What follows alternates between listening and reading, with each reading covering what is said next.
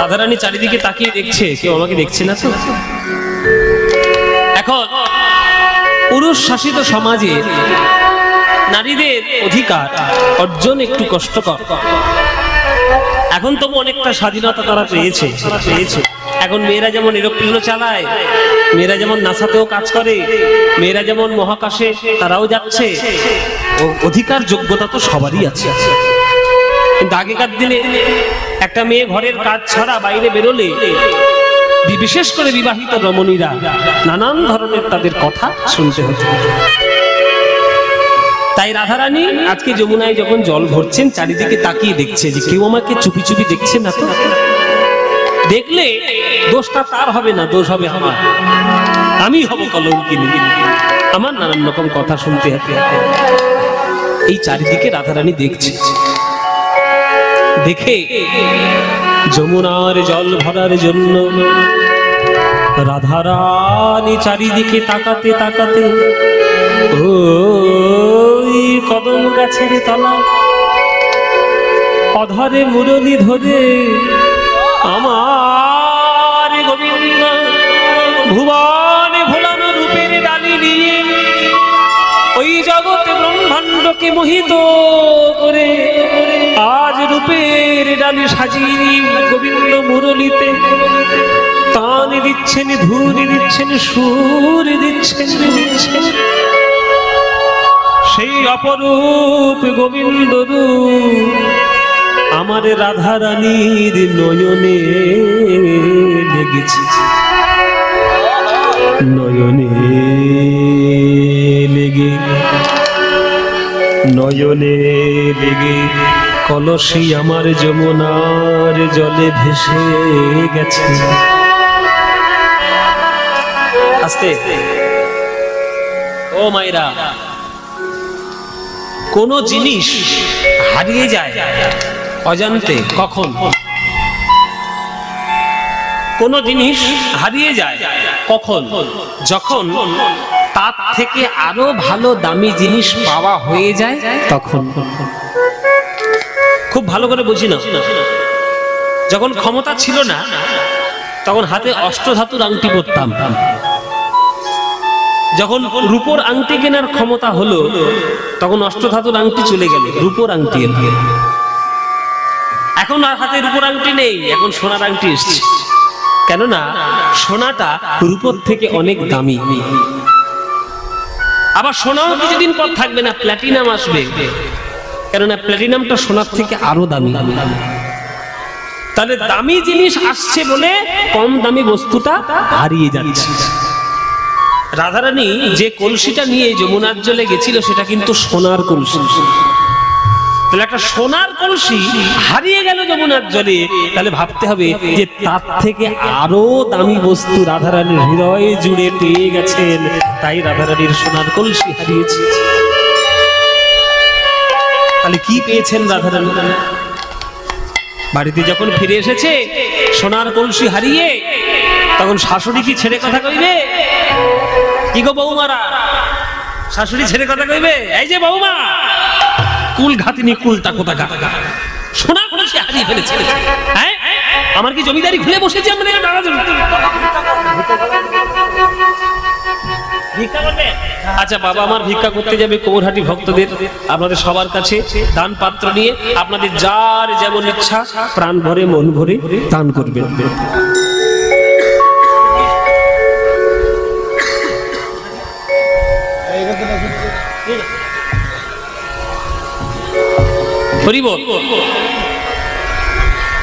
তো দামি জিনিস হারিয়ে গিয়েছে, তাই জন্য শাশুড়ি কথা শোনাচ্ছে। এই যে বৌমা, আমরা কি জমিদারি খুলে বসেছি এখানে রাজার ছেলে মেয়েরা? সোনার কলসি হারিয়ে গিয়েছে, অপয়া কথা, নানান ধরনের গালিগালাজ শাশুড়ি জটিলা শুরু করেছে। ললিতা বিশাখা ছুটে এসে বলছে, মা আমাদের রাধারানী তো রাজার মেয়ে, ওই রকম গালিগালাজ শুনতে অভ্যস্ত নয়, কি হয়েছে আমাদেরকে বলবো? জটিলা বলছে, বলবো না, সোনার কলসি হারিয়ে দিয়েছি যমুনার জলের মধ্যে। কি এমন পেয়েছে যমুনার জলে? মন প্রাণ একেবারে উদাস হয়ে বসে আছে, কি হয়েছে? তখন ললিতা বিশাখা বলছে, শুনুন মা, রাধারানী সোনার কলসি হারিয়েছে তো আমরা খুঁজে দেখি পাই কিনা। যদি পাওয়া যায় ভালো, যদি না পাওয়া যায়, রাধারানীর বাবা হচ্ছে বৃষভানু। বৃষভানু রাজার কাছ থেকে বলে কয়ে আপনার জন্য 10খানা সোনার কলসি এনে হাজির করে দেবে। কেননা রাধারানীর যা গায়ের ওজন, ওই ওজন অনুপাতে প্রত্যেক দিন বৃষভানু রাজা সোনা দান করে। হ্যাঁ, তা 10খানা সোনার কলসি দেওয়া কোনো ব্যাপার নয়। একটা কলসি হারিয়েছে, আমরা 10খানা সোনার কলসি দেব। কিন্তু রাধারানীকে এইভাবে আমি কথা কু কথা বলবেন না। চলে গেল জটিলা। এবার ললিতা বিশাখাসে ধরেছি, বল রাধে, শাশুড়িকে ফাঁকি দিতে পারবি, আমাদেরকে ফাঁকি দিতে পারবি না তুই। সোনার কলসি হারিয়ে গেছে মানে সোনার কলসির থেকে অনেক বেশি দামি জিনিস যমুনার ঘাটে তুই পেয়েছিস। বল কি পেয়েছিস? ললিতা রে বিশাখা রে, যে ভুবন ভোলানো রূপের ঢালে আমি যমুনার ঘাটে গিয়ে আমি হৃদয়ের মধ্যে পশরা সাজিয়ে নিয়ে এসেছি। এই ভুবন ভোলানো রূপ জগতে হবে না।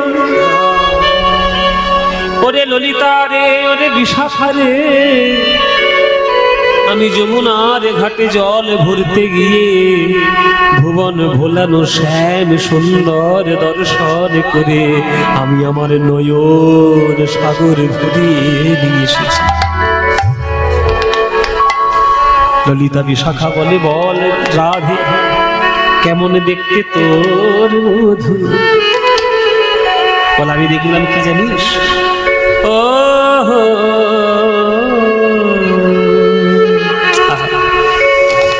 এখানে একটা পদাবলী আমার খুব প্রিয়, আমি এই জন্য আপনাদের আগেই বলেছি যে আপনাদের মুর্শিদাবাদ জেলার কীর্তন শ্রোতা খুব ভালো। আর এই মুর্শিদাবাদ জেলায় বড় বড় কীর্তনিয়া তখনকার দিনে ছিলেন, এখনো হয়তো হাতে গোনা কয়েকজন রয়েছে। কিন্তু বর্তমান কীর্তন জগৎ আগেকার থেকে একটু আলাদা হয়ে গেছে। সবকিছুর পরিবর্তন হয়েছে, তাদেরও পরিবর্তন হয়েছে।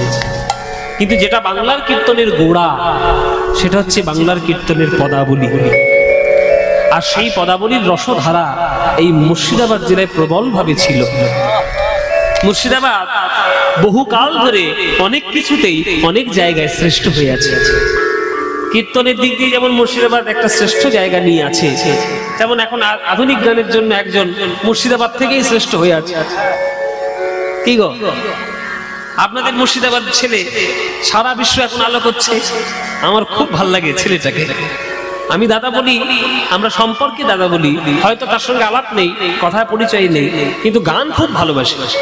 তার না আপনারা সবাই জানেন অরিজিৎ সিং আপনাদের মুর্শিদাবাদ জিয়াগঞ্জের ছেলে, এখন মুর্শিদাবাদ জেলার নাম চারিদিকে গৌরব করে ঘুরে যাচ্ছে সারা বিশ্বে।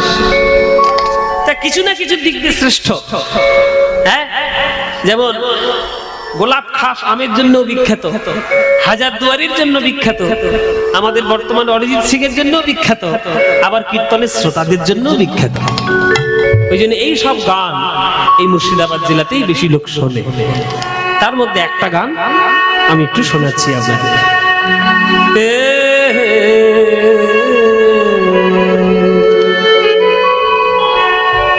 গানটি হচ্ছে গৌরী তিয়ট, তিয়ট তালের একটা বড় তালের গান, রূপের একটা গান। কিন্তু এই গানটা সবাই রূপের মধ্যে গায় না, খুব কম লোক গায়। সবাই ওই এই যে কি যেন শারদ মুখে, যে মুখের বর্ণনা, অমুখ মন্ডল যদি শারদ শোনা। কিন্তু এই গানটি সবাই শুনতে চায় না বা সবাই করেও না।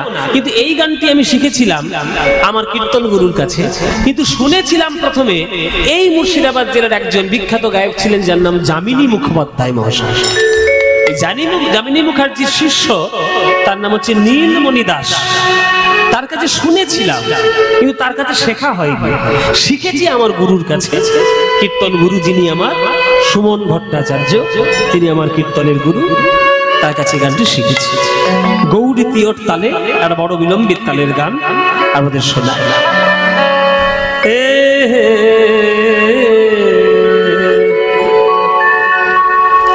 ওগো আরে কিবা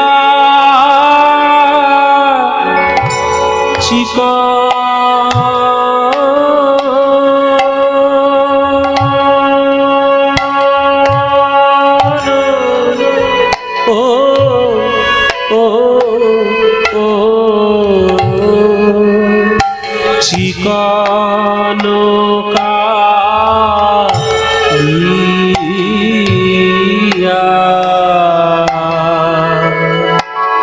কালিয়ার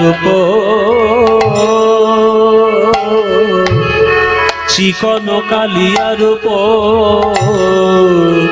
মরবে লাগি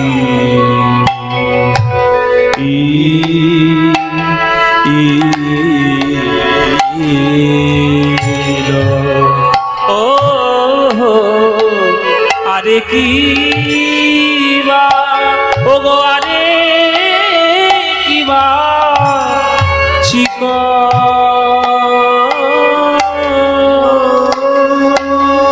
সখীরে তারা বুঝি ভালো করে, তারা বুঝি ভালো করে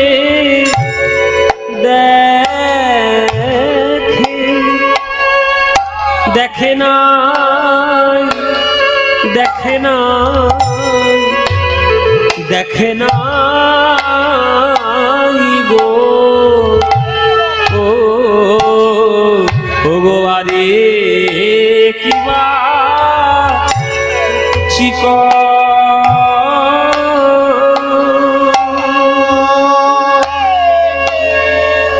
সখীরে তারা বুঝি ভালো করে, তারা বুঝি ভালো করে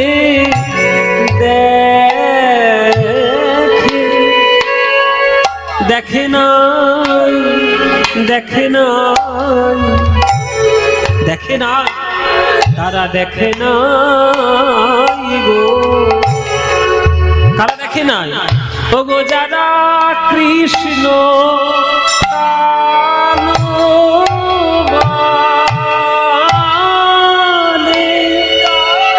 গোবিন্দের আলো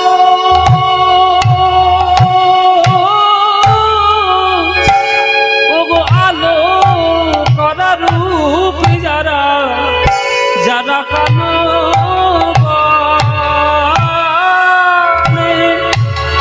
গোবিন্দের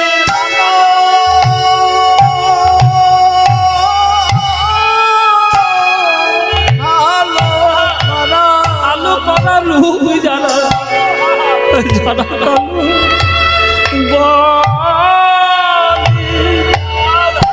গোবিন্দের আলো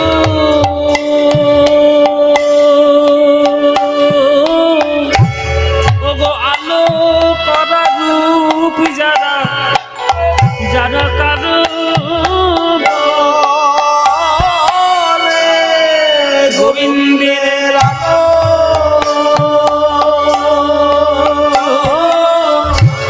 ওগো আলো করা রূপ যারা কালো গোবিন্দের আলো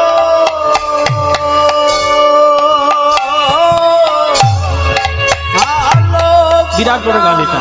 দেখুন 6 4 4 4 দেখুন, দেখুন 1 2 3 4 5 6 7 8 9 10 11 12 13 14 আলো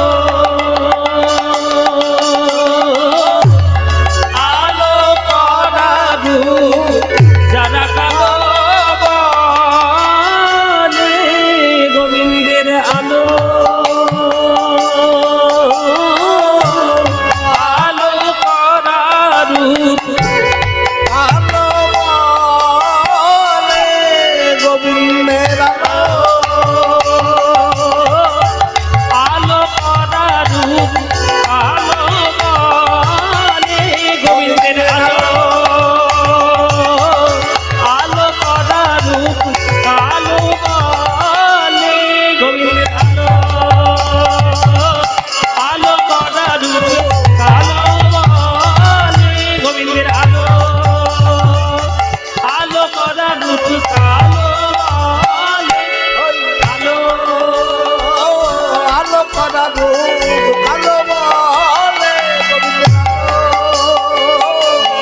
করা রূপ কালো বলে, আলো আলো করা রূপ কালো বলে, আলো আলো করা রূপ কালো বলে, আলো আলো করা রূপ কালো বলে, আলো আলো করা রূপ কালো বলে, আলো আলো করা রূপ কালো বলে, আলো আলো করা রূপ কালো বলে, আলো আলো করা রূপ কালো বলে, আলো আলো করা রূপ কালো বলে, আলো আলো করা রূপ কালো বলে, আলো আলো করা রূপ কালো বলে। গোবিন্দে ভালো করে দেখে না আরে কিবা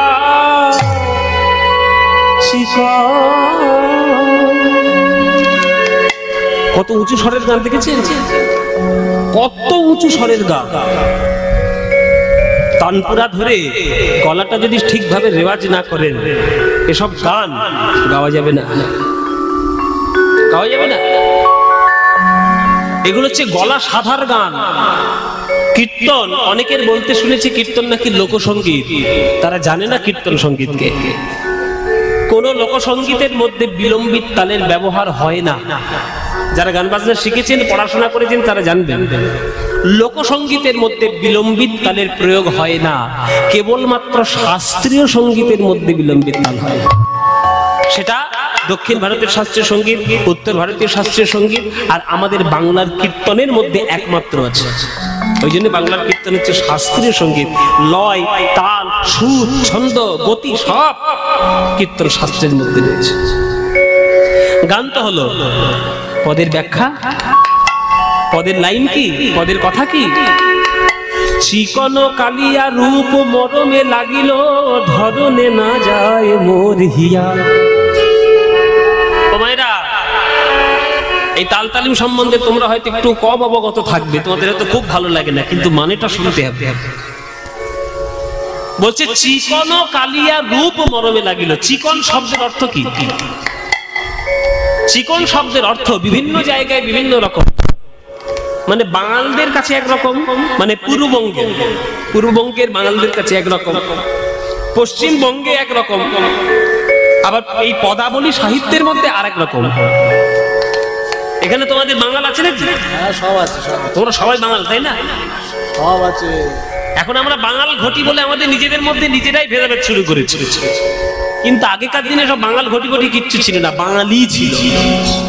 গোটা বাংলা মিলে সব বাঙালি। এই ইংরেজরা এই সব প্রনাশটা করেছে, একটা তার ঘিরে দিয়েছে 1905 সালে, বঙ্গভঙ্গ করে বাংলাটাকে আলাদা করে দিয়ে ওপার বাংলা, এপার বাংলা, পূর্ববঙ্গ, পশ্চিমবঙ্গ সব সর্বনাশরা করেছে। দেখুন, চিকন শব্দের অর্থ, চিকন শব্দের অর্থ পূর্ববঙ্গে ফর্সা। পূর্ববঙ্গে বাঙালিদের কাছে চিকন শব্দের অর্থ হচ্ছে ফর্সা। আমাদের পশ্চিমবঙ্গে চিকন শব্দের অর্থ কোথাও কোথাও সরু। দেখবেন অনেক মেয়েরা গিয়ে দোকানে চায় আমাকে চিকন পাড়ের শাড়ি দাও। চিকন শব্দের অর্থ সরু, কিন্তু আমরা পদাবলী সাহিত্যে যে চিকন শব্দটা পেয়েছি বা পাচ্ছি, যেটা গাইছি, এই চিকন শব্দটার অর্থ হচ্ছে মসৃণ। তাহলে মসৃণ কালো রূপ, চিকন ও কালিয়া রূপ। কালিয়া মানে কালো, তাহলে চিকন মানে মসৃণ, তাহলে মসৃণ কালো রূপ। ও মায়েরা, তোমাদের মুখের দিকে তাকিয়ে তো সাদা কাউকে দেখতে পাচ্ছি না, বেশিরভাগ কালোই দেখতে পাচ্ছি। এর জন্য কিছু উল্টো পাল্টা ভাববেন না। আমরা মনে করি যে গায়ের রংটা সাদা হলে বোধহয় খুব ভালো দেখতে হয়, এটা সম্পূর্ণ ভুল কথা। সম্পূর্ণ ভুল কথা। গায়ের রং সাদা হলেই তাকে দেখতে ভালো হয় না। এমন কিছু কিছু মেয়ে আছে না কালো, তার দিকে তাকালে আপনার চোখ ফিরাতে পারবেন না। বিশ্ব সুন্দরী আছে, বিশ্ব সুন্দরী প্রতিযোগিতা হয় প্রত্যেক বছর, তোমরা জানো কিনা জানি না। মিস ওয়ার্ল্ড বলে একটা প্রতিযোগিতা হয়, তাতে কিছু কিছু মেয়েরা বিশ্ব সুন্দরী হয়েছে যারা নাইজেরিয়া, মানে নাইজেরিয়া থাকে, আফ্রিকার নাইজেরিয়া। একদম নিকষ কালো, কয়লা বোধহয় তার থেকে ফর্সা, ওরা এত কালো। কিন্তু বিশ্ব সুন্দরী কি করে হলো? কালো, কিন্তু সে কালো রূপের মধ্যেও তার যে একটা ঝলক রয়েছে, মসৃণতা, তার জন্য সে বিশ্ব সুন্দরী। দেখবেন আমাদের ভারতবর্ষে কয়েকটা নায়িকা রয়েছে, তারাও বিশ্ব সুন্দরী রয়েছে। বিপাশা বাসু বলে একজন নায়িকা রয়েছে, প্রিয়াঙ্কা চোপড়া বলে একজন, দেখবে কায়রম কালো, ফর্সা নয়, কিন্তু সুন্দর দেখতে, ওই জন্যই তারা বিশ্ব সুন্দরী। ফর্সা মানে যে সুন্দর তা নয়। এবার জগতের সব থেকে বড় কালো কে? সব থেকে সুন্দর কালো কে? কৃষ্ণ। কৃষ্ণের কালো রূপ, ওই মসৃণ কালো রূপ যদি বজ্রাঘাতের মতো কারো হৃদয় আঘাতে প্রবেশ করে, আর কি তার জগতের অন্য কোন রূপের দিকে তাকাতে ইচ্ছে করবে বাবা? একটা কথা জেনে রাখবেন, রবীন্দ্রনাথ ঠাকুর বলেছেন, অন্ধকারের উৎস হতে উৎসারিত আলো। কালো আছে বলেই আলো এসছে, অন্ধকার না থাকলে আলো আসতো না। অন্ধকার আছে বলেই জগৎটা হয়েছে।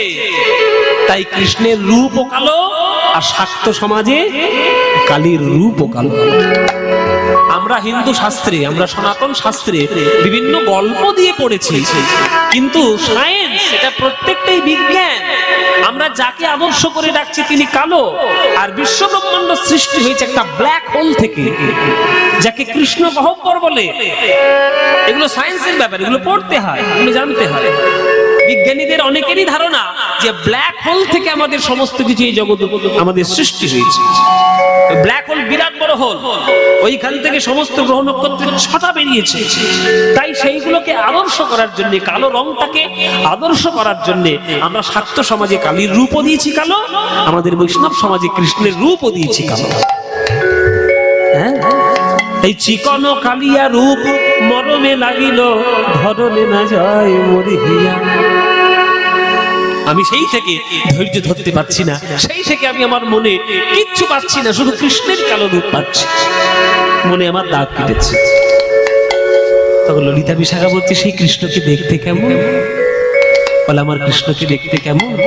আমার কৃষ্ণের বদনের দিকে যদি একবার তাকাস না, আর জগতে কিছু খুঁজে পাবি না রে।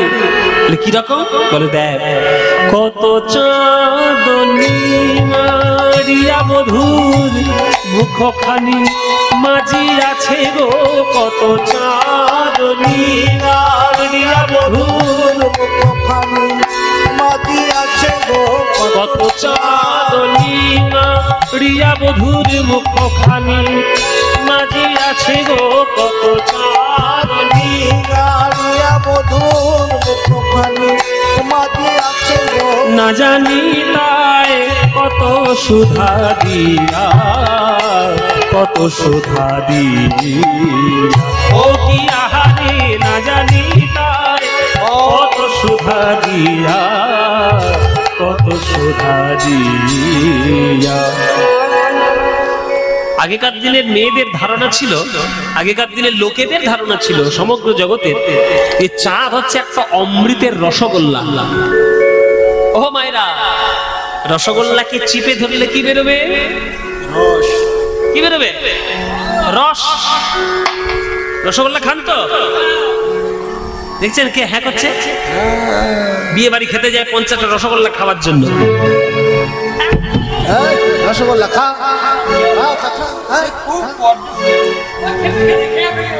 তাহলে রসগোল্লা চিপলে কি, চিপে রসগোল্লা চিপে ধরলে কি বেরোবে? রস।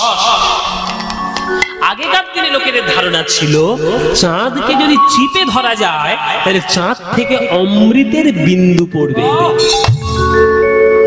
আর রাধারানী বলছেন, জগতে যত চাঁদ আছে সব চাঁদকে নিংড়ে নিয়ে তার অমৃত বিন্দু দিয়ে যেন আমার গোবিন্দের মুখমণ্ডলটি মার্জনা করা হয়েছে, মাজা হয়েছে, তাই এত অপরূপ গোবিন্দের মুখমণ্ডল লাগছে। কত চাঁদ নিঙারিয়া বধুর মুখখানি মাঝি আছে গো, না জানি তার কত সুধা দিয়া, কত সুধা দিয়া, ও কি আহারে, না জানি তার কত সুধা দিয়া, কত সুধা দিয়া। গোবিন্দের মুখমণ্ডল, সেই মুখমণ্ডলটাই যেন কোটি কোটি চাঁদের রূপ, চাঁদের অমৃত বিন্দু দিয়ে আমার বধূর মুখমণ্ডল তৈরি হয়েছে। সেই মুখমণ্ডলের মধ্যে সব থেকে সুন্দর জায়গা কোনটা? একটা মন্দিরের মধ্যে যেমন গুরুত্বপূর্ণ জায়গা হলো তার গর্ভগৃহ, তেমনি গোবিন্দের বদনের মধ্যে গুরুত্বপূর্ণ স্থান কোথায়? অধরের দুটি কুল জিনিয়া বাঁধুলি ফুল, অধরের দুটি কুল জিনিয়া বাঁধুলি ফুল, অধরের দুটি কুল জিনিয়া বাঁধুলি ফুল, অধরের দুটি কুল জিনিয়া বাঁধুলি ফুল, হাসি খানি তাহাতে মিশায়, হাসি খানি তাহাতে মিশায়। মায়েরা, অধর কাকে বলে? অধর কাকে বলে? যদি বলতে না পারো কালকে থেকে লিপস্টিক পরা বন্ধ করে দেবো, বলে দিলাম। কর্তার পকেট থেকে পয়সা চুরি করে শুধু লিপস্টিক কেনা, হ্যাঁ? অধর বলতে পারবে না। এই অধর বল, তোর কটা ঠোঁট? দুটো ঠোঁট বলে, দুটো ঠোঁট। তো দুটো ঠোঁটের মধ্যে কোনটা অধর? কোনটা? মায়েরাটা বেলেট আছে, বেলেট কেটে দিয়ে উপরের ঠোঁটটা। ও মায়েরা শুনে নাও, আমাদের যে ঠোঁটের যে দুটো পাপড়ি, এই উপরের পাপড়িটার নাম হচ্ছে ওষ্ঠ, আর নিচের ঠোঁটটার নাম হচ্ছে অধর। এবার তোমরা যেখানেই গোবিন্দের ছবি দেখবে, মূর্তি দেখবে, তোমরা নিশ্চয়ই জানো গোবিন্দ যখন বাঁশিটা ধরেন, বাঁশিটা কোন ঠোঁটে ধরেন? উপরের ঠোঁটে না নিচের ঠোঁটে? হ্যাঁ, উপরে না নিচে? নিচে। তাহলে নিচের ঠোঁটে যখন বাঁশিটা ধরে, তাহলে নিচের ঠোঁটটাই সব থেকে গুরুত্বপূর্ণ জায়গা। ওইখান থেকেই তো অধরামৃত সুধা পাওয়া যায়, ওইখান থেকেই তো সঙ্গীতের জন্ম হয়, ওইখান থেকেই তো 6 রাগ 36 রাগের জন্ম হয়, ওই অধরের কোণেই তো ভুবন ভোলানো মুখের হাসি লেগে রয়েছে। তাই বদনের মধ্যে সব থেকে সুন্দর জায়গা হলো অধরের দুটি কুল জিনিয়া বাঁধুলি ফুল, অধরের দুটি কুল জিনিয়া বাঁধুলি ফুল, হাসি খানি তাহাতে মিশায়, হাসি খানি তাহাতে মিশায়, হাসি খানি তাহাতে মিশায়, হাসি খানি তাহাতে মিশায়। হরি বল, হরি বল, হরি বল। সুরটা যে কি মজা, কি আনন্দ এই সুর।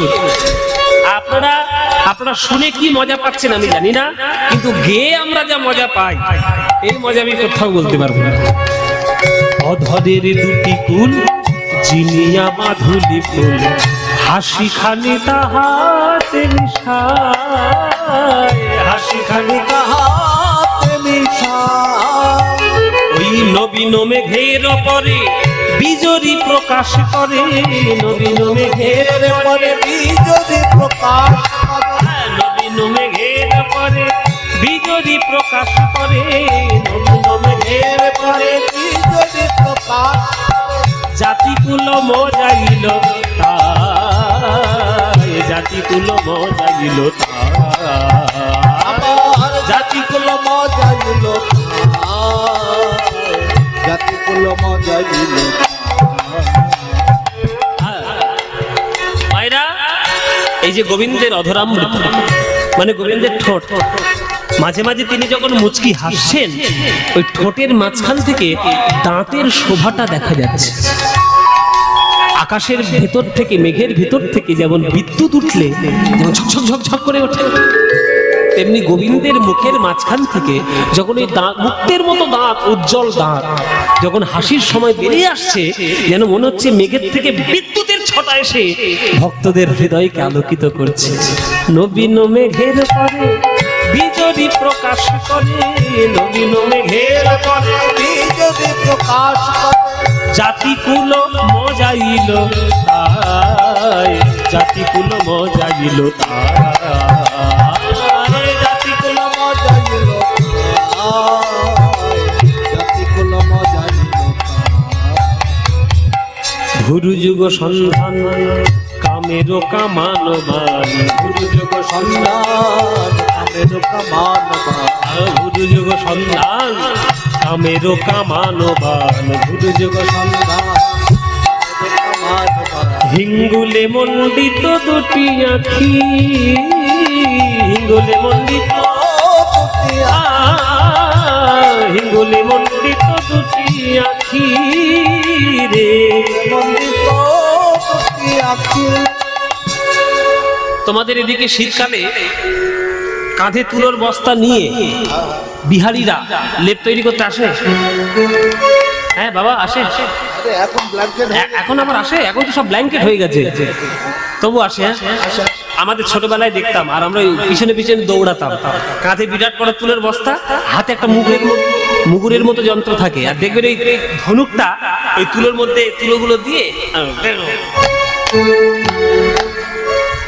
হ্যাঁ মারে না, মারে না। হ্যাঁ তুলো ধোনা, তুলো ওই জন্যে আমাদের বাংলায় একটা কথা আছে যে তুলো ধোনা করে ছাড়বো, তুলো ধোনা এমন মারবো তুলো ধোনা করে ছাড়বো, মানে তুলোকে ধুনা, ওই জন্য ওইটাকে বলা হয় ধুনান।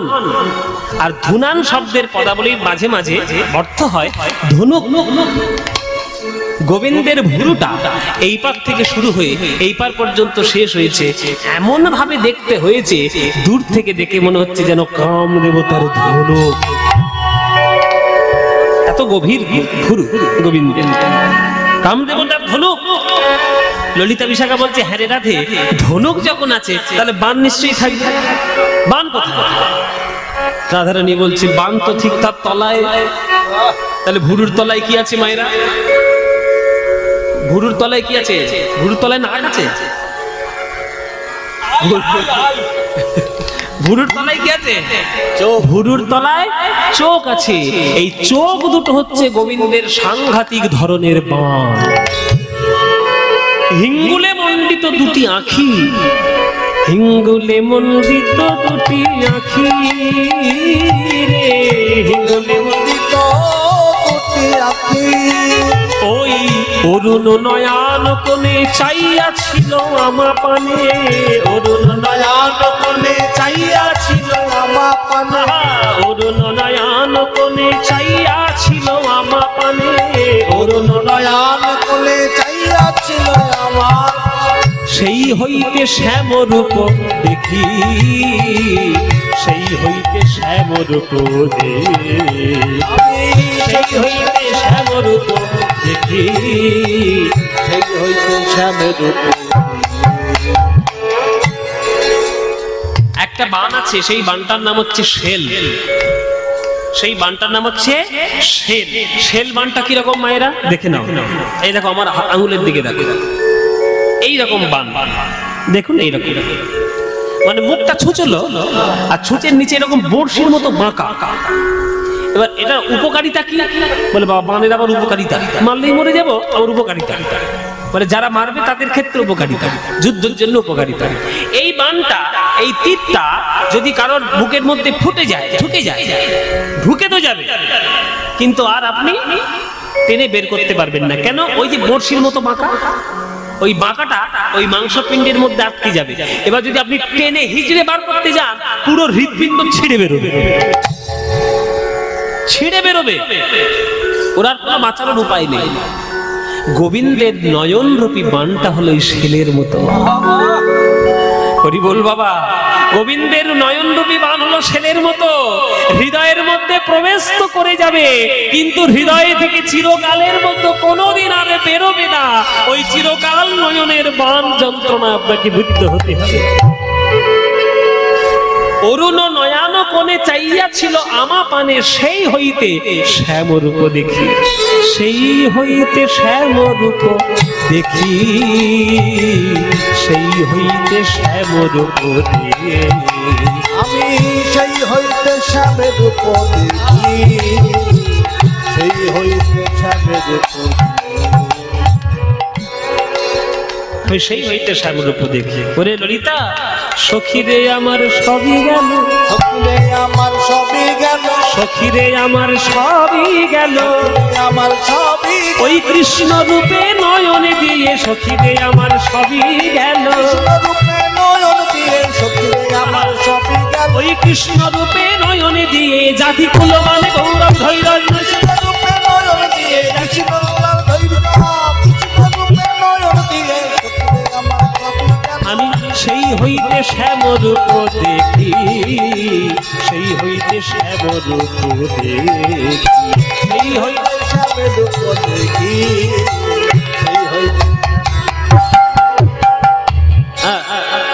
বলছি আচ্ছা ঠিক আছে রাধে, একটা কথা তোর বলা, এই অন্যদিকে কি যত আমার অত্যাচার ওর ওপর দেখেছেন তো, সব অত্যাচার মরবে আমার হাতে, হ্যাঁ মনে হচ্ছে তাই, এই বর্ষায় মরবে। ওর ভাগ্যে লেখাছে আমার হাতেই মরবে, এই বর্ষাকালেই বোধহয় মরবে। আচ্ছা ও মায়েরা, রাধারানীকে ললিতা বিশাখা বলছে আচ্ছা রাধে তুই আমাদের একটা কথা বল, নায়িকার যতগুলো গুণ থাকার দরকার সকল গুণ তোর মধ্যে বর্তমান। তুই পড়াশোনা জানিস, আঁকা জানিস, নাচ জানিস, গান জানিস, রূপে তোর মতো কেউ নাই, গুণে তোর মতো কেউ নাই, তুই ধৈর্যশীলা, তোর কথাবার্তা ভালো, তোর ব্যবহার ভালো, সকল কিছু নায়িকার গুণ তোর মধ্যে বর্তমান। তাহলে তুই এত বড় একটা নায়িকার গুণমণি হয়ে, তুই নায়িকার শিরোমণি হয়ে একটা রাখাল ছেলের প্রেমে পড়ে গেলি, তোর লজ্জাও করলো না? কোথায় একটা গুরুচারণ রাখাল। দেখবেন বাবা, আপনারা যা সব সিনেমা দেখেছেন, বেশিরভাগ ক্ষেত্রে সিনেমায় দেখানো হয় নায়ক বড় লোক, নায়িকা গরিব লোক, নইলে নায়িকা বড় লোক, নায়ক গরিব লোক, এরকম দেখানো হয়। এবার সেই যখন বাড়ির লোকেরা বলছে তোর এত বড় সাহস, এত বড় টাকার মালিকের ছেলে হয়ে তুই একটা ওই দরিদ্র ঘরের গরিব ঘরের মেয়ের সঙ্গে প্রেম করে দিল, একদম না, তোর বিয়ে দেবো না, এইরকম সিনেমায় আমরা চিরকাল দেখে এসেছি। সেই রকম কথা ললিতা বিশাখা রাধারানীকে বলছে, বল রাধে সকল গুণমণি হওয়া সত্ত্বেও তুই একটা রাখাল ছেলে প্রেমে পড়লি, তোর এই সর্বনেশে কাণ্ডটা কখন থেকে ঘটলো রাধা? তখন রাধারানী বলছে, ললিতা রে, প্রেম যখন করেছি, ভালোবাসায় যখন পড়েছি, আর গোবিন্দ প্রেমে যখন মজেছি, আর তো ফিরে আসার রাস্তা নাই, কি করে ফিরবো? তাই পড়েছি যখন ভালো করেই ডুবে মরি, এই ফিরে আসার রাস্তা তো নাই রাধে। ওরে ললিতা রে, ওরে বিশাখা রে, আমার এই সর্বনেশে কাণ্ডটা কখন থেকে ঘটলো জানিস? যমুনার জল হইতে উঠিয়া আসিতে পথে, যমুনার জল হইতে উঠে আসির পথে, যমুনার জল হইতে উঠিয়া আসিতে পথে, যমুনার জল হইতে উঠে আসির পথে। দেখুন সুরটা, গানের সুরটা কত অপূর্ব সুর, দেখুন একটু আলাপ করলে বোঝা যাবে। যমুনা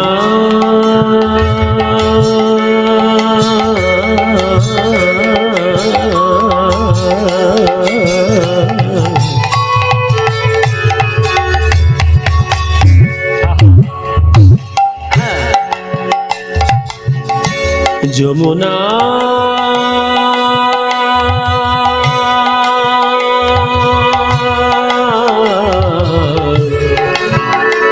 যমুনা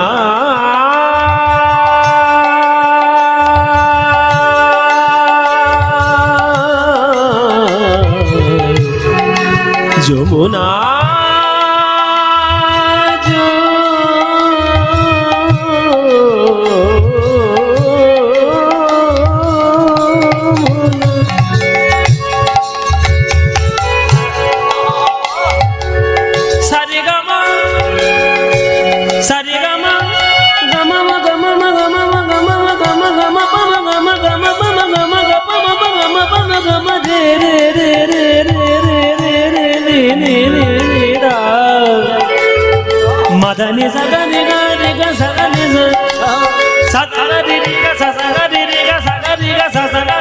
রে রে সা রে রে সা রে নি সা ধা নি সা সা গা রে গা রে গা সা গা রে সা রে রে নি সা ধা ধা নি পা পা দা মা পা গা গা মা পা মা গা মা গা রে সা যমুনার জল হইতে উঠে আসির পথে যমুনার জল হইতে উঠি আসে শীতে পথে যমুনার যমুনার জল হইতে উঠে আসিতে পথে সই কিবা অপরূপ তনু সই কিবা আয়া পরূপ তনু জ্ঞান দাসেতে কয় শুধুই সে সুধাময় জ্ঞান দাসেতে কয়ে শুধুই সে সুধাম জ্ঞান দাসেতে কয় শুধুই সে সুধাময় জ্ঞান দাসেতে কয়ে শুধুই সে সুধাম গোকুলে নন্দের বালা কালো গোকুলে নন্দের বালা কালো আমার গোকুল নন্দের বালা কানু গোকুল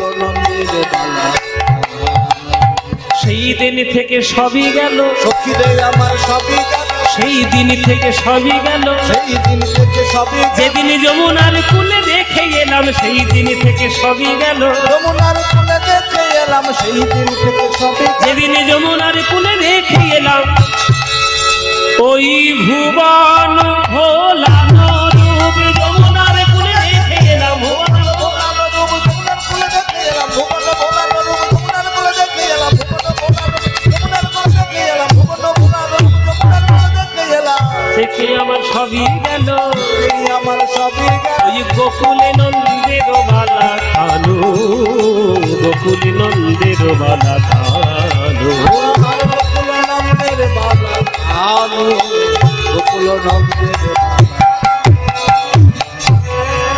আপনাদেরকে বিয়ের সময় এ হয় তত্ত্ব পাঠায় হ্যাঁ ততক্ষণে বিয়ের তত্ত্ব পাঠায় বাবা সেই তত্ত্বে সন্দেশের পুতুল পাঠায় না প্রজাপতি হাঁস পুতুল এসব পাঠায় না বেদে হ্যাঁ বর্ব ওইটা মেন ও মায়ের সন্দেশের পুতুল ভেঙে কোনোদিন খেয়ে দেখেছো বলে বাবা যার বিয়ে সে খুব বেশি মারবে তাদের তত্ত্বের বর্ব ভেঙে খাবো যখন বিয়েটি হয়ে যাবে তখন সন্দেশের পুতুল ভেঙে খেয়ে দেখবেন পাটা খাবেন সেটাও মিষ্টি মাথাটা খাবেন সেটাও মিষ্টি হাতটা খাবেন সেটাও মিষ্টি ওই সন্দেশের পুতুল যেটাই খুবলে খাবেন সব মিষ্টি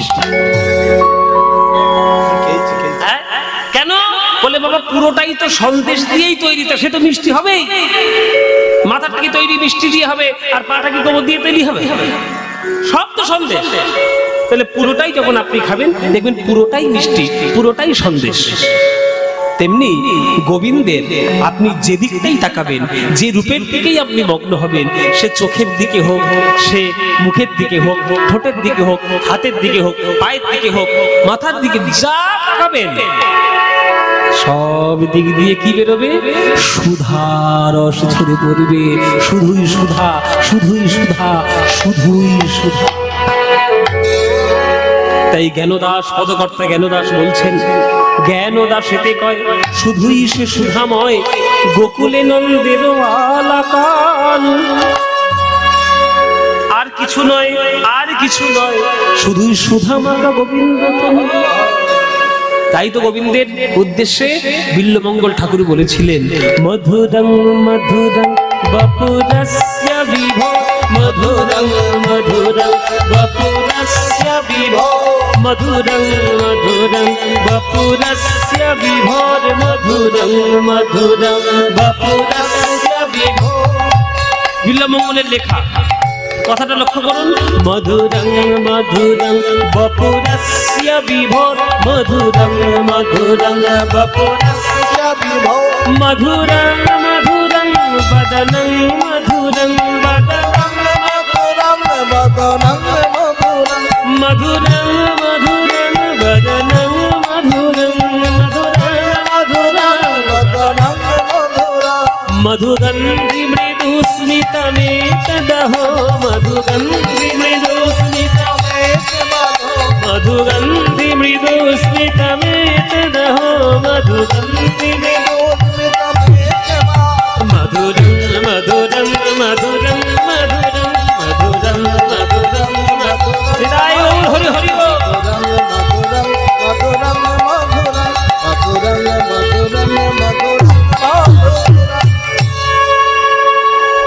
মানে কি?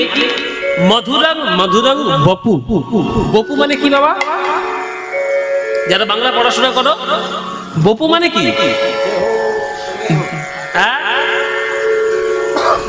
এরা বাংলা টাংলা পড়ে না বোধ হয়, সব হিন্দি পড়তে শুরু করেছে। বপু মানে কি? বপু মানে দেহ, শরীর, কায়া, তনু। বপু একটা প্রতিশব্দ। বপু মানে দেহ। কলেব এই বপু গোবিন্দের ক্ষেত্রে দেখুন বিল্বমঙ্গল দুবার বলছে মধুরং মধুরং বপু। ভক্তরা জিজ্ঞেস করছে দুবার বললেন কেন? মধুরং দেহটা দুবার মধুর বললেন কেন? বিল্বমঙ্গল ঠাকুর বলছে যার নামেই এত মধু, ঘরে থাকতে দেয় না, টেনে টেনে কীর্তনের আসরে নিয়ে আসে, তার দেহটাকে বর্ণনা করার সময় একবারও মধু বললে কি মনের স্বাদ মেটে গো? তাই দুবার মধু। আর সেই দেহর মধ্যে সব থেকে সুন্দর জায়গা কোনটা? মুখ। তাই মধুরং মধুরং বদনং মধুরং। বদনটা বর্ণনা করার সময় তিনবার মধু। আর সেই মধুর মুখের মধ্যে সব থেকে সুন্দর জায়গা কোনটা? বলে ওই অধর। তাই অধর সুধাটা মধু মৃদু স্মিতা মেতদহ, যেখান থেকে সুন্দর মিষ্টি মুখের মধু হাসি পাওয়া যায়, ওই মধুর মিষ্টি হাসিটা ওই জন্যে অধরকে বর্ণনা করার সময় বিল্বমঙ্গল ঠাকুর মধুরং মধুরং মধুরং মধুরং চারবার মধু। তাহলে যে গোবিন্দ রূপের ডালি সাজিয়ে নিয়ে আজ বৃন্দাবনকে প্রভাব করেছে, গোপীদের মন হরেছে, ভক্তদের মন গলিয়েছে, সেই গোবিন্দ যখন কুরুক্ষেত্রের মাঠে অর্জুনকে বিশ্বরূপ দেখিয়েছিলেন, সেটাও কিন্তু একটা রূপ। ও মায়েরা, গোবিন্দ যখন মাটি খেয়েছিল, যশোদা বলল মুখ খোল, তখন মুখের মধ্যে কি দেখেছিল? বিশ্ব ব্রহ্মাণ্ড। মা যশোমতী তো বাৎসল্যময়ী, গোবিন্দের মুখের মধ্যে ব্রহ্মাণ্ড দেখে ভয় পেয়ে গেল। ছেলের আমার মনে হয় ভূতে ধরেছে, ছেলের বোধহয় কিছু অমঙ্গল হবে, তাই ছুটে গিয়ে শিব ঠাকুরের মন্দিরে গিয়ে প্রার্থনা করলাম, আমার গোপালকে ভালো করে দাও, চিন্তা দূর করে দাও। ওই জন্য সেই মহাদেবটার নাম হচ্ছে চিন্তাহরণ মহাদেব। বৃন্দাবনে আছে চিন্তাহরণ মহাদেব। মা যশোমতী ভয় পেয়ে গেল প্রেমের জ্বালায়, ভালোবাসার ভয়। আর অর্জুনকে যখন বিশ্বরূপ দেখিয়েছে, তখন অর্জুন তো সহ্যই করতে পারলো না। হে প্রভু, তাড়াতাড়ি ওই রূপটা বন্ধ করো, আমার সর্বনাশ হয়ে আমি মরেই যাবো বোধহয় দেখে। কেননা গোবিন্দের যে বিশ্বরূপটা, ওটা অর্জুন সহ্যই করতে পারেনি, চোখে দেখতেই পারেনি। বিরাট বড় রূপ, সমগ্র বিশ্ব ব্রহ্মাণ্ড গোবিন্দের অঙ্গে। তাহলে একই গোবিন্দ, একই কৃষ্ণ বৃন্দাবনে প্রেমের রূপ দেখান, কুরুক্ষেত্রের মাঠে বিশ্বরূপ দেখান। আপনি যতই বলুন, এই জগৎটা তার হাতের খেলা। তার রোমকূপ থেকে কোটি কোটি ব্রহ্মাণ্ড জন্ম হচ্ছে, কে কোথায় লয় পাবে, কে কোথায় সৃষ্টি হবে, কেউ জানে না। ওই জন্যই তো কাজী নজরুল ইসলাম গান লিখেছিলেন, খেলিছ এ বিশ্ব লয়ে বিরাট শিশু। শুনেছেন না গানটি? শুনেছেন তো? খেলিছ এ বিশ্ব লয়ে, গাইব? শুনেছেন তো? আবার গাইব? এই গানগুলো কি করবে, জ্বালায় জ্বালায় চলে যাচ্ছে। হ্যাঁ হ্যাঁ, একখানা হয়ে গেছে, দুখানাই পড়েছে। নজরুল ইসলাম বললেন কি, খেলিছ এ বিশ্ব লয়ে বিরাট শিশু, আন মনে খেলিছ এ বিশ্ব লয়ে বিরাট শিশু, আন মনে খেলিছ। প্রলয় সৃষ্টি তব পুতুল খেলা, প্রলয় সৃষ্টি তব পুতুল খেলায়, নিরজনে প্রভু নিরজনে খেলিছ এ বিশ্বলয়ে বিরাট শিশু আলো মনে এনেছ শূন্যে মহা আকাশে তুমি মগ্ন লীলা বিলাসে শূন্যে মহা আকাশে তুমি মগ্ন লীলা বিলাসে ভাঙিছ গড়িছ নীতি ক্ষণে ক্ষণে ভাঙিছ গড়িছ নীতি ক্ষণে ক্ষণে নিরজনে প্রভু নিরজনে কেঁদেছ এ বিশ্বলয়ে বিরাট শিশু আলো মনে এনেছ তারকার বিশোষী খেলো না তব হে উদাসী পড়িয়া আছে রানা পায়ের কাছে রাশি রাশি। এরম গানার কোথাও পাবে? বাংলা ছাড়া এই গানার কোথাও পাবে? বাঙালিরা এখনো বুঝতে পারছে না তাদের বাংলায় কি আছে। বাঙালিরা নিজেদের সর্বনাশ নিজেরাই করছে। এখনো পর্যন্ত যদি হুঁশ না ফেরে তাহলে এই জাতিটা থাকবে না, আত্মবিস্তৃত জাতি হয়ে যাবে। এই নজরুল ইসলাম আমাদের বাংলায় যে কি দিয়ে গেছেন, আমরা নজরুল ইসলাম শুধু একটা নজরুল জয়ন্তী করলে নজরুল ইসলামকে সম্মান জানানো হয় না। তিনি যখন বেঁচে ছিলেন তার খাদ্য খাবারের কেউ ব্যবস্থা করে দিতে পারেনি, অসুখে অসুখে লোকটা মরে গেছে। সত্যি আমরা শিল্পীদেরকে সাহিত্যিকদেরকে আমরা সম্মান দিতে পারি না। আমরা আমাদের মাথায় ঠুকে দেওয়া হয়েছে, আমাদের মাথার মধ্যে প্রবেশ করে দেওয়া হয়েছে যে তুমি একটা ভালো চাকরি করলে তুমি তখন সমাজে একটা শিক্ষিত নাগরিক, আর তুমি শিল্পী, তুমি গান লেখো, তুমি গান করো, নাচ করো, তোমার কোনো ভ্যালু নেই। এটা মাথার মধ্যে ঢুকিয়ে দেওয়া হয়েছে। কিন্তু শিল্পী হওয়া, কবি হওয়া, সাহিত্যিক হওয়া সবার পক্ষে সম্ভব নয়। 5 একে 5, 5 দুগুণে 10, 3 5 15, a square plus b 2ab plus b square, নানান রকমের সূত্র আপনি সব করতে পারবেন, কিন্তু নজরুল ইসলামের মতো একটা গান জীবন লিখতে পারবেন না, জীবনে পারবেন না। ওটা লিখতে গেলে সরস্বতীর বিশেষ কৃপা থাকার দরকার, সরস্বতীর বরপুত্র হওয়ার দরকার, তবে পারবেন, নইলে হবে না।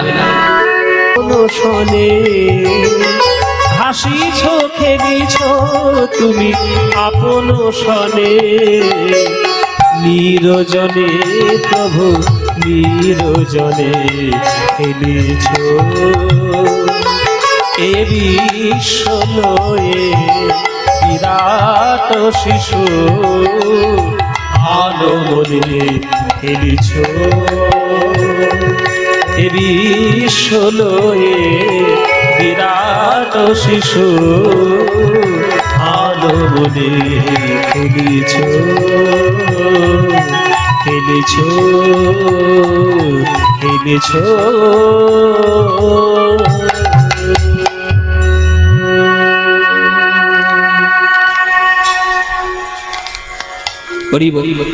নজরুল ইসলামের চরণে প্রণাম জানাবেন সবাই, সবাই প্রণাম জানাবেন নজরুল ইসলামের চরণে। নজরুল ইসলাম আমাদের বাংলায় কি দিয়েছেন তার জীবনীটা পড়বেন, তার রচনাগুলোকে পড়বেন, তবে জানতে পারবেন। নজরুল ইসলাম তার নাম ধরে তাকে বিচার করবেন না, তিনি ইসলাম না তার নাম নজরুল না তার নাম কাজী, এসব নিয়ে বিচার করবেন না। চণ্ডীদাস ঠাকুর একটা সার কথা বলে দিয়ে গেছে, চণ্ডীদাস ঠাকুর, যে শোনো রে মানুষ ভাই, সবার উপরে মানুষ সত্য, তাহার উপরে না।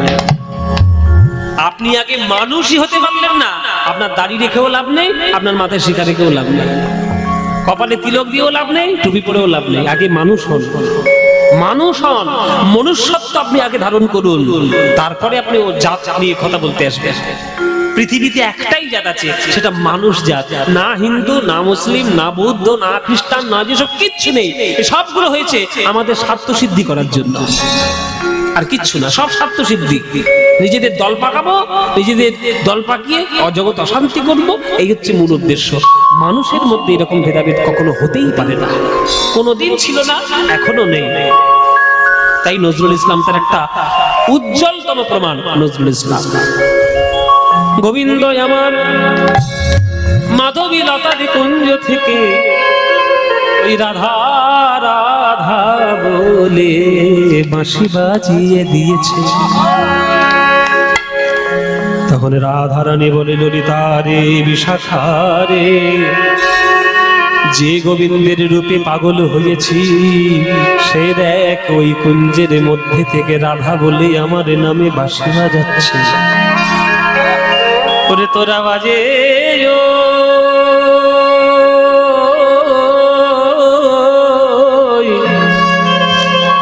ওরে বাজে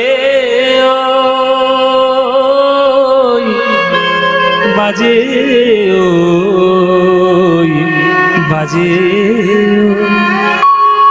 শোনো রে শোন, মোহন মুরলী কুঞ্জে বাজে, ওই মোহন মুরলী কুঞ্জে বাজে ও মোহন মুরলী কুঞ্জে বাজে, ওই মোহন মুরলী কুঞ্জে বাজে ও বাজে, ওই বাজে ওই উলুধ্বনি বাজে ও বাজে ও বাজে ও বাজে ও বাজে ও বাজে ও মোহন মুরলী কুঞ্জে বাজে, ওই মোহন মুরলী কুঞ্জে বাজে ও তোদের বাজে কানের কাছে, আমার বাজে প্রাণের মাঝে। বাজে কানের কাছে, আমার বাজে প্রাণের মাঝে। ওরে তোদের বাজে কানের কাছে, আমার বাজে প্রাণের মাঝে। বাজে কানের কাছে, আমার বাজে প্রাণের মাঝে। দিলাম গোবিন্দের দোহাই, রাম গোবিন্দের দোহাই, দিলাম গোবিন্দের দোহাই, রাম গোবিন্দের দোহাই। যাবি কি না যাবি তোরা বল সই, যাবি কি না যাবি তোরা বল সই। মোহন মুরলী কুঞ্জে বাজে, ওই মোহন মুরলী কুঞ্জে বাজে, ওই মোহন মুরলী কুঞ্জে বাজে। ও মায়েরা, তোমরা যাবে নাকি? এই কে কে যাবে? কে কে যাবে? রাধারানীর সঙ্গে কি গো, যাবেন নাকি? কে কে যেতে চাও?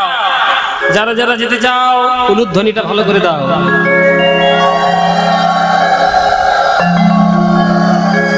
হ্যাঁ, সবাই দিল মনে হচ্ছে। হ্যাঁ সবাই যাবে। সবাই দিল? এত টাকার ভাড়া আমি দিতে পারবো না বলে দিলাম। এতগুলো লোক আমি কি করে নিয়ে যাবো? এই তুই যাবি? তুই যাবি? বাবা দুপুর দুটো থেকে বসে আছে, যাবে বলে। এই নাথে, তুই গোবিন্দ দর্শনে যাবি তো? বলে হ্যাঁ যাবো। বলে তুই যাবি তো? চল। বলে তাহলে চল চল। যেই ঘরের বাইরে পা দিয়েছে, ললিতা বলছে থাম, সব কাজে খালি হুড়হুড়ি, সেজে গুজে যাবি না? তুই একটা রাধারানী, নায়িকার শিরোমণি। রাধারানী বলছে, ললিতা রে, সাজানোর পিছনে বেশি যদি সময় দিয়ে দিই, তাহলে গোবিন্দের ওই মধুর বংশীধ্বনি শুনতে পাবো না। আমাকে সাজাবি, সাজা, তোরা ভালো করে সাজা। হ্যাঁ, ভালো করে সাজা, অল্পের মধ্যে কি করে সাজাতে হয় সেটাই সাজা। ওই বংশী রব পশিল কানে, রাধার চিতে না ধই রজ মানে। হরিবল হরিবল। বংশী রব পছিল কানে, চিতে না ধই রজ মানে। ওমেনি উঠিলা রসবতী রে, তোরা কে যাবি আমার সঙ্গে, ওই বিপিন বিহার রঙ্গে। কে যাবি আমার সঙ্গে, বিপিন বিহার রঙ্গে। কে যাবি আমার সঙ্গে, বিপিন বিহার। ওরে ভেটিবারে গোকুলের পতি রে, ভেটিবারে গোকুলের পতি। পরে ললিতা বলে ওগো রাধে, তোমায় সাজাইব মন সাধে। ললিতা বলে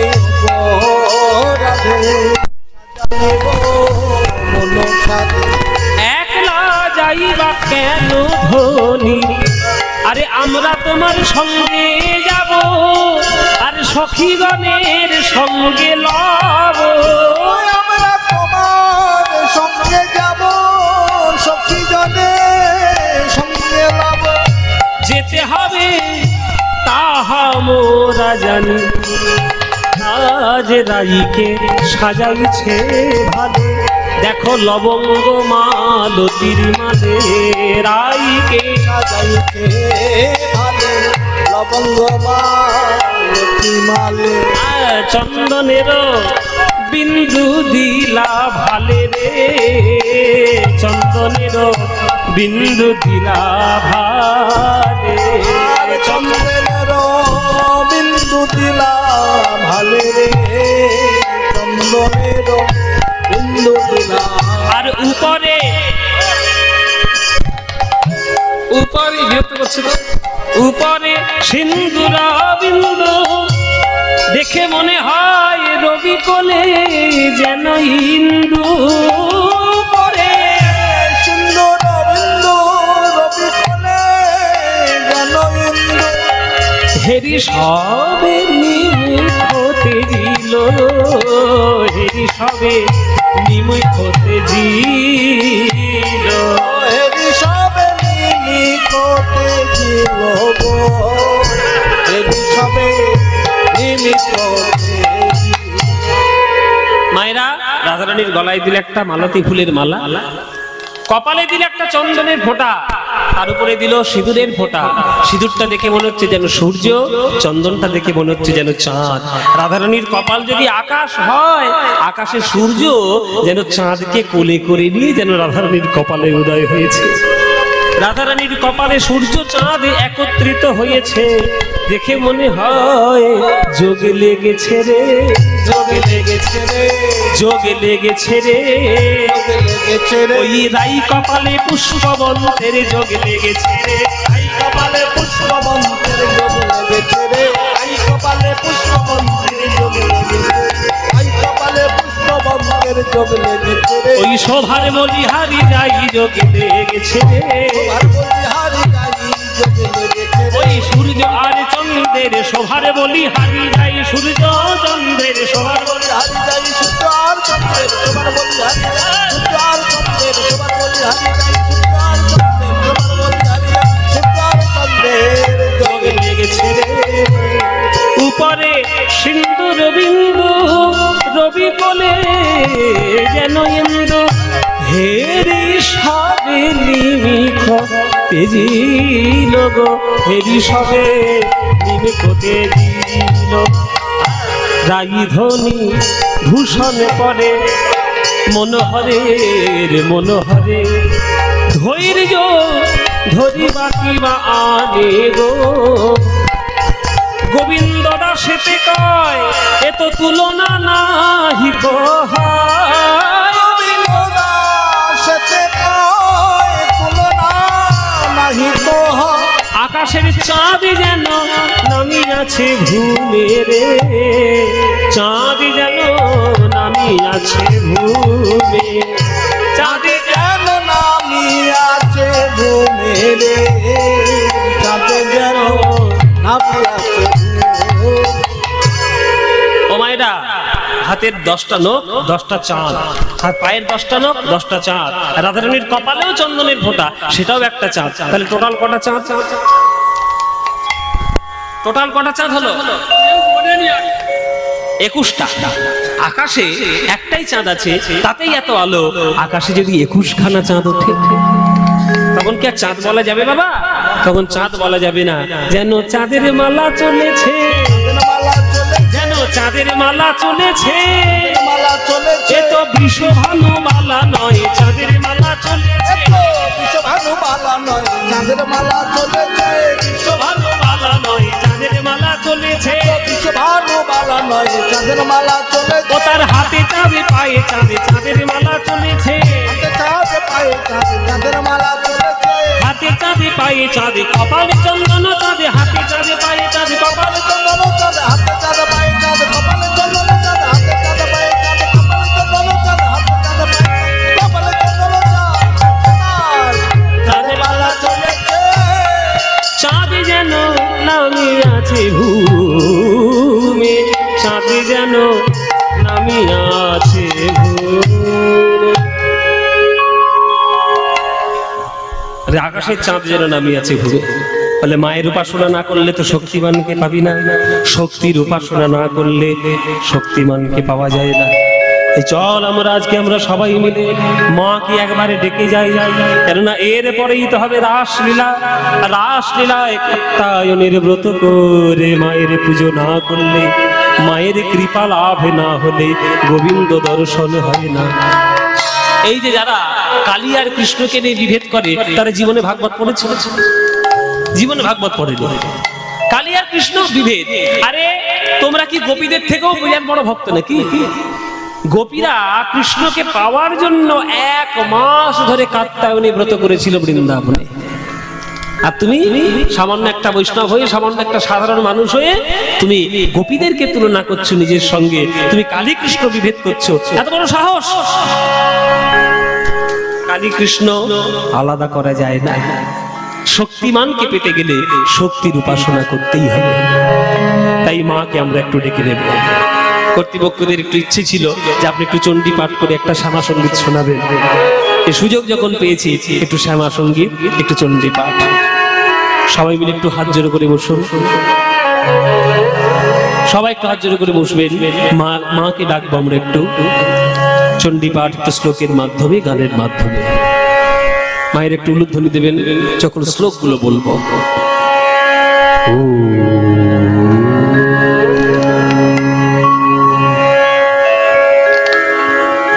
ত্বং স্বাহা ত্বং স্বধা ত্বং হি বষটকার স্বরাত্মিকা সুধাতমক্ষরে নেতি ত্রিধামাত্রাত্মিকা স্থিতা अर्धमात्रा स्थिता नित्या यानुच्चर्या विशेषतः त्वयि विधार्यते सर्वं त्वयि तत्श्रीयते जगत् त्वयि तत्पाल्यगरीमि त्वमत्सन्तीति सर्वदा विसृष्ट सृष्टिरूपा त्वं स्थितिरूपाकपालने तथा संहृतरूपान्ति जगतस्य जगन्मये महाविद्या महामाया महामेधा महाश्रुतिः महामोहा भवती महादेवी महाशूरि प्रकृतिस्त्वमि गुणस्य सर्वत्र विभाविनी कालरात्रि महारात्रि अहोरात्रिश्च दारुणा त्वं ह्रीं त्वमीश्वरि त्वं ह्रीं त्वं बुद्धिर्वदलक्षणा लज्जा पुष्टि तथा पुष्टि त्वं शान्ति कान्तिरेव च खड्गिनी शूलिनी घोरा वदनी चक्रुणी तथा शङ्खुनी चापिनी भूषणी परिखायुधा सौम्य तराशेष सौम्यभ्यस्तति सुन्दरी परमेश्वरी ओम सर्वमांगल्ये शिवे सर्वार्थसाधिके शरण्ये त्र्यम्बके गौरी नारायणी नमःस्तुते सृष्टि विनाशाय शक्तिभूते सनातनि गुणाश्रये नारायणी नमः स्तुते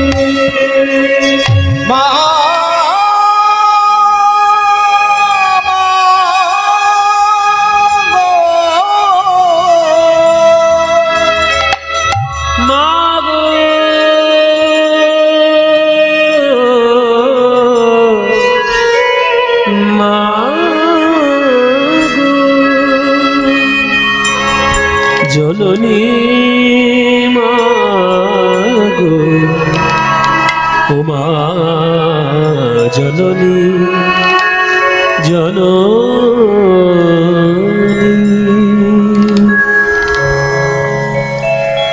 মিছেই ভ্রম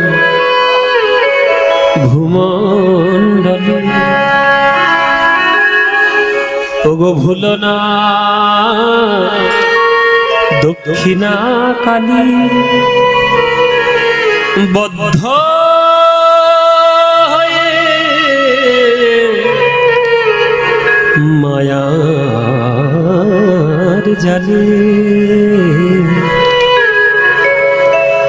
ভেবে দেখ মন কেউ কারো নয় মিছে ভ্রম ভূমণ্ডলে ভেবে দেখ মন কেউ কারো নয় মিছে ভ্রম ভূমণ্ডলে ওগো ভুলো না দক্ষিণা কালী বদ্ধ হয়ে মায়ার জালে ভুলো না দক্ষিণা কালী বদ্ধ হয়ে মায়ার জালে ভেবে রাখবো কারণ মিছে ভ্রম ভূমণ্ডলে ভেবে রাখবো কারণ যার জন্য মর ভেবে সে কি তোমার সঙ্গে যাবে যার জন্য ও ভেবে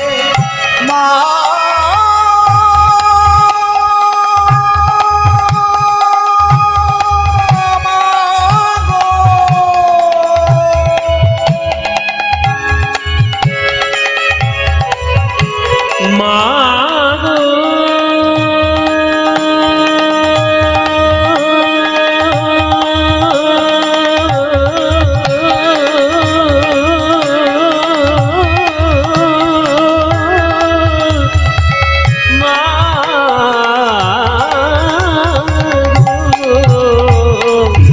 যার জন্য মর ভেবে সে কি তোমার সঙ্গে যাবে যার জন্য সে কি তোমার সঙ্গে যাবে সেই প্রেয়সী দিবে ছড়া অমঙ্গল হবে বলে সেই প্রেয়সী দিবে ছাড়া মঙ্গল হবে বলে ভেবে দেখ মন কারোর নয় মিছে ভ্রম ভূমণ্ডলে ভেবে দেখ মন কারোর নয় মিছে ভ্রম ভূমণ্ডলে ভেবে দেখ মন দিন দুই তিনের জন্য ভাবে কর্তা বলে সবাই ভাবে দিন দুই তিনের জন্য ভাবে কর্তা বলে সবাই ভাবে দিন দুই তিনের জন্য ভাবে কর্তা বলে সবাই ভাবে আপনাদের এখানে কালী পুজো হয় তো হয় কালী পুজো হয় না হ্যাঁ কালী পুজো হয় তো কালী পুজো নিশ্চয়ই হয় আমি আপনাদের কাছে একটা অনুরোধ করব কালী পুজো যখন হয় তার একটা অনুরোধ এখনকার দিনে কালী পুজো মানে শুধু উচ্ছৃঙ্খলতা কিছু মনে করবেন না এখনকার দিনে কালী পুজো মানে সকাল থেকে শুধু ঘু ঘু ঘু ঘু ঘু ঘু ঘু ঘু ডিজে ডিজে ডিজে বাজিয়ে হাত ফেল করে যে কি করে মায়ের পুজো হয় আমার মাথায় এখনো ঢোকেনি এখন কথা হচ্ছে এখনকার দিনে তো সব কথা বলা যায় না এখন যত উচ্ছৃঙ্খল হবে তুমি তত আপডেটেড নইলে চাঁদা দেবো না ডিজে যদি আনতে পারো 50 টাকার বদলে 500 দেবো আর ডিজে বন্ধ করলে 5 টাকাও দেবো না এই যদি মানসিকতা হয় পুজো না করার থেকে না করাই ভালো করবেন না এরকম পুজো ওই রকম পুজো মা আপনাদের কাছ থেকে চায় না লোক দেখানো লোক ঠকানো পুজো করে কোনো লাভ নেই গ্রামের মঙ্গল যদি চান সত্যিকারের পুজোটা সত্যি করেই করুন শাস্ত্র মেনে রীতি মেনে নিয়ম মেনে পুজো করার যতটুকু যা কিছু আছে সবকিছু মেনে করুন উচ্ছৃঙ্খল দিয়ে মায়ের পুজো হয় না করবেন না এই সব গানগুলো একেবারে শ্যামা সঙ্গীতের একেবারে শ্রেষ্ঠ গান এই গান যিনি গেয়েছেন তিনি হচ্ছেন আমাদের শ্রেষ্ঠ সঙ্গীত মানে শ্যামা সঙ্গীত গায়ক তার নাম হচ্ছে পান্নালাল ভট্টাচার্য আজ পর্যন্ত কেউ হবে ওনার মতো শ্যামা সঙ্গীত গায়ক কেউ হবে না সবার উপর ওনার নাম থাকবে পান্নালাল ভট্টাচার্য এসব গান কত ছোটবেলা থেকে সবার শোনা কত মধুর মধুর গান তাই না দিন দুই তিনের জন্য হবে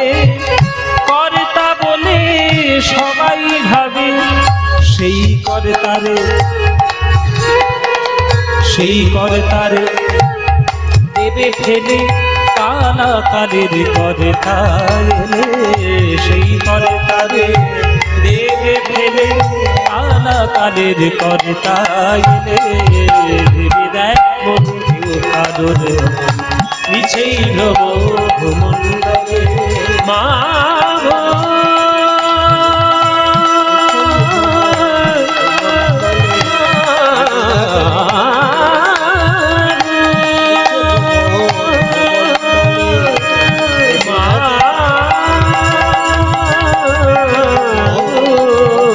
জননী জননী জননী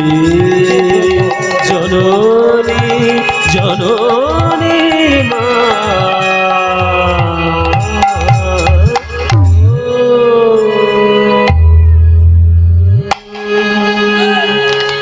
জয় নিতাই।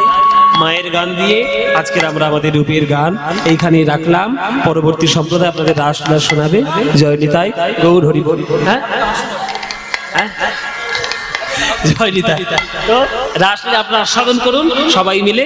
আর আমাদের এই লীলা আমরা এখানে রাখলাম, আমরা এখানে আমাদের সমাপ্ত করলাম।